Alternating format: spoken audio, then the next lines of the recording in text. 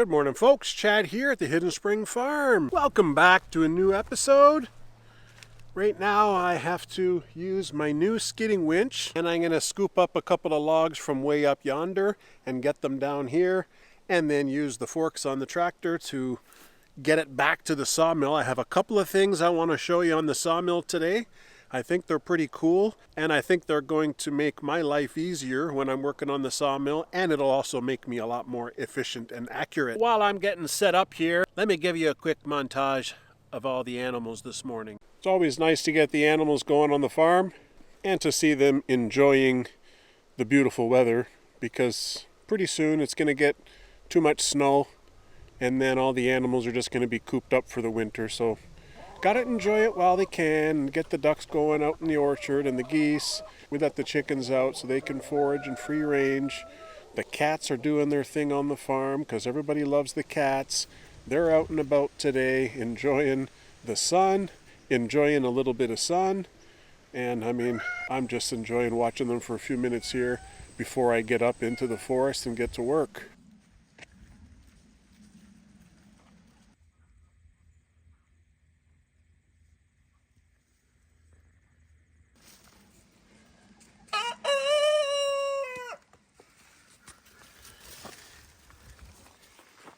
Come here.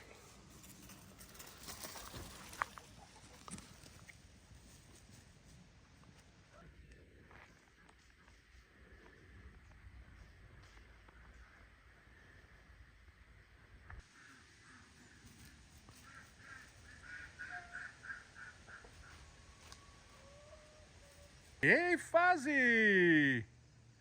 Fuzzy Bear.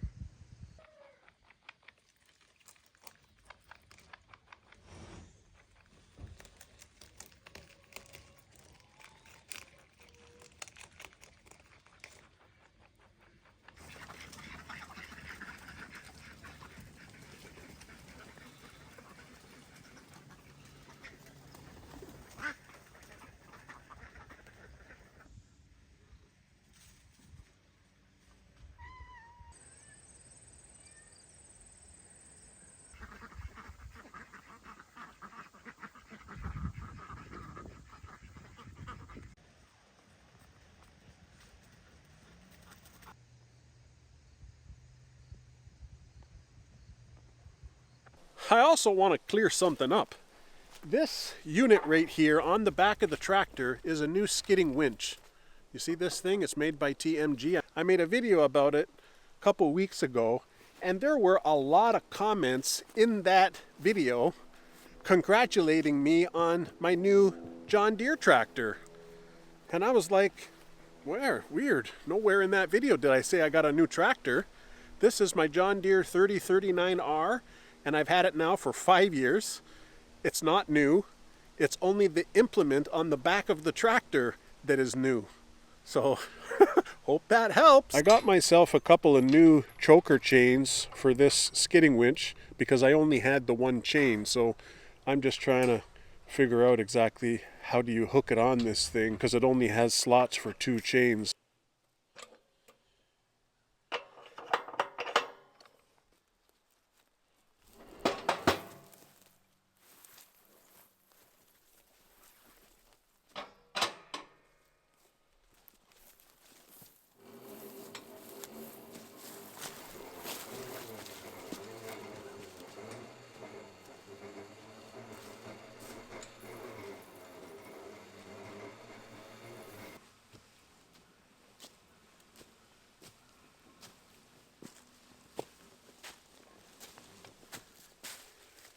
Okay, that one's all locked up, ready to go.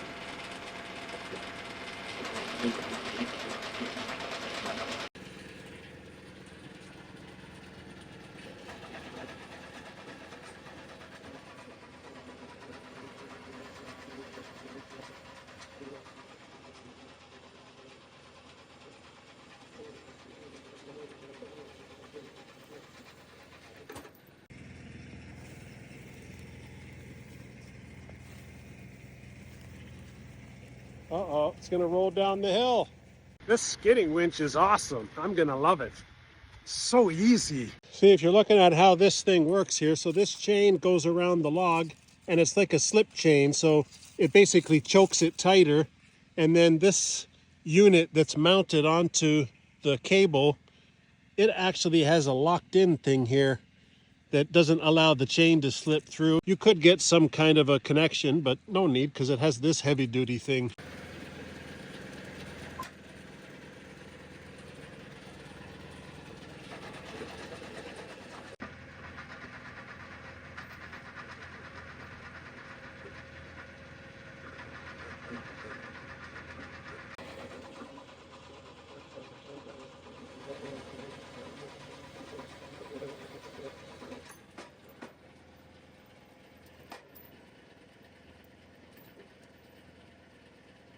Perfect.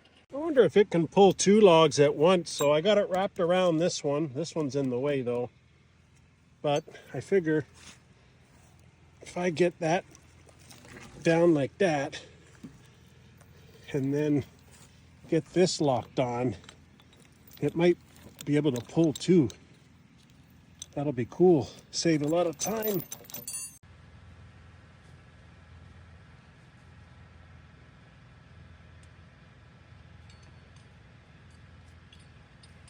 I figure my tractor could hold 4 logs on the forks.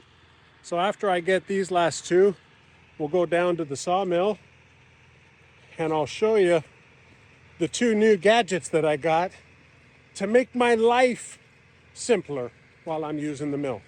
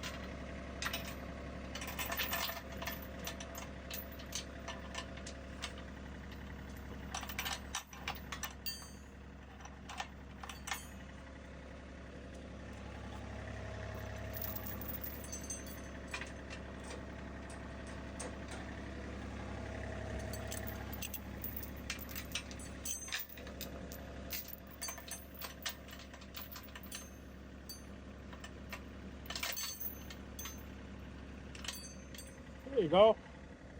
Locked in. You got this nice cage for you to hook on your stuff here. So I'm good to go. And I'm just gonna probably turn my tractor around this way and bring the forks this way because this is all downhill, you know, so I don't want to come from this side.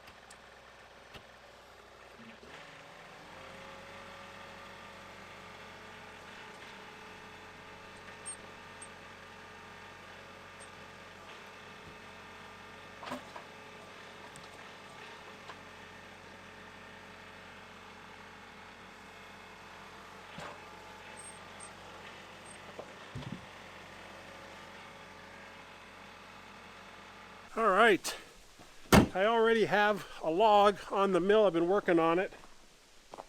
So let me finish that up and I'll show you the first gadget.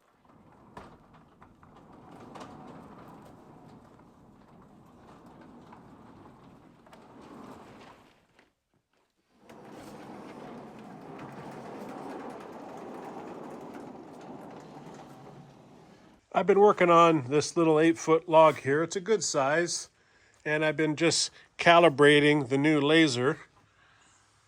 It's a Borges laser, but it's got a green coloring to it, so it helps to see it in the daylight. Of course, any laser is not great in the daylight, but at least you can see your line. And the way I kind of have my thing built here, right?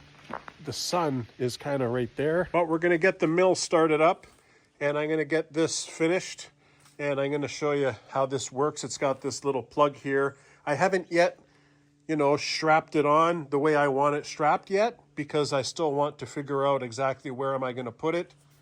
And this is a magnet. It's a pretty strong magnet, actually. See? So actually it has those holes right there if I want to screw it on. But for right now, I'm just going to be using the magnet because I want to get it at the right level.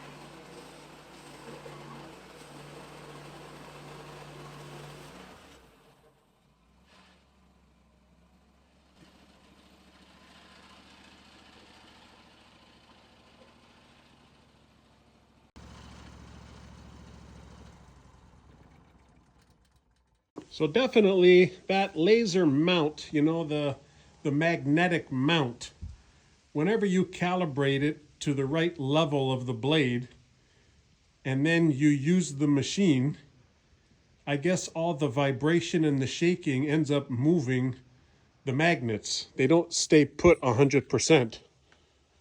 So I think definitely once I'm satisfied that that is the actual place that I want to put it and it lines up with the blade and everything, I'll probably end up bolting it down. And it does have bolt down holes. That way it won't shift and move and have to be recalibrated every time. Always like to clean off all the leftover sawdust. The sawdust stays wet.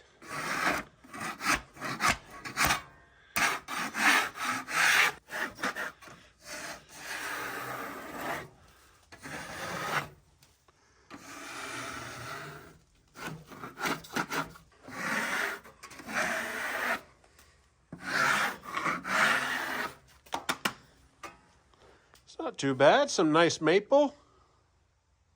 It just gets a little bit damp like that because the mill itself has water shooting out on the blade.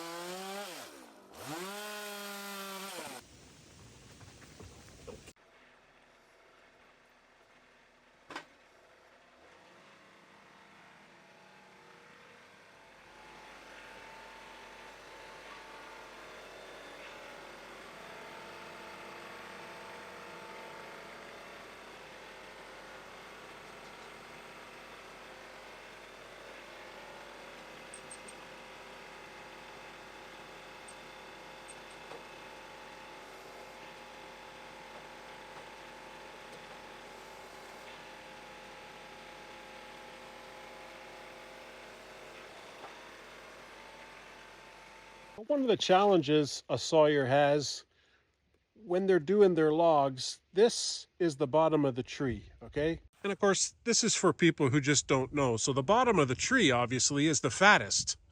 And as it goes up, it gets skinnier and skinnier and skinnier. So depending on how long your log is, one side's going to be fat and one side's going to be skinny. Now, it really depends on where your log is from. If it's from the base, you might not notice it that much. But if it's from the middle, you'll notice it a lot. So if we take the old tape measure here and we measure this log, it's 14 and a half top to bottom. And if we go to the other end of the log,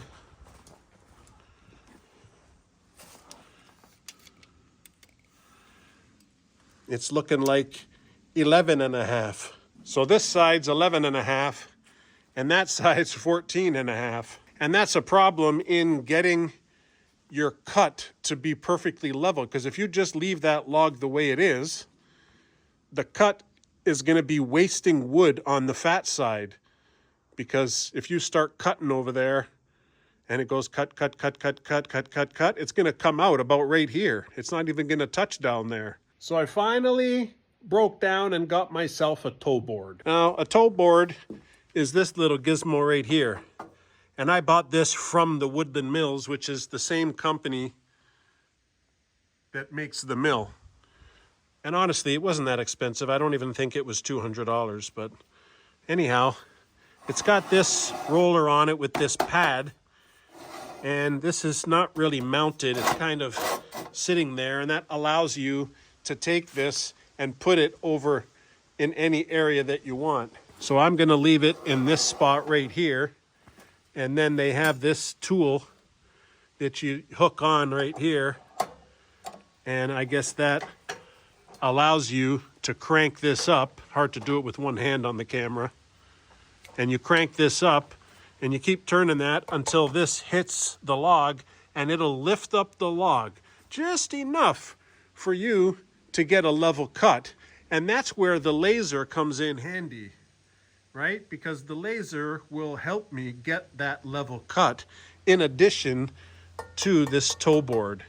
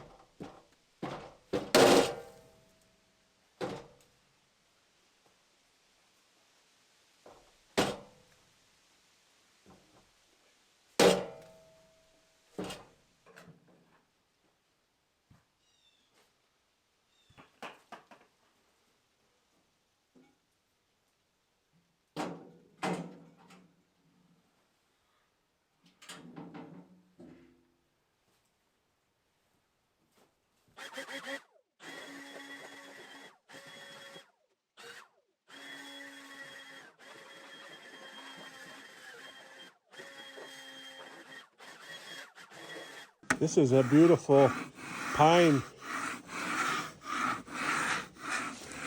The blade was having a bit of a hard time getting through this, and I think maybe it's because I have a hardwood blade on there, and I do have extra blades. I have hardwood blades and softwood blades, but I didn't think it would make that big of a difference, but evidently it does, because it was having a hard time getting through this. Maybe it's just the way the teeth are set up on the blade. But this is a nice 6x6 for the cabin. It's beautiful. These here, they're not quite 6x6s. I'll be able to use them for something. They're more like 4 inches by 5.5, not quite a 6x6 like this one. And these ones, of course, are this side I won't even be able to use. These will just have to be 9 feet. These two right here are 12 feet. And by the time I cut this part off, these two here will be 9 feet, but I'll use these for something. You okay, Olive? You okay, kiddo? It's not too loud for you, huh?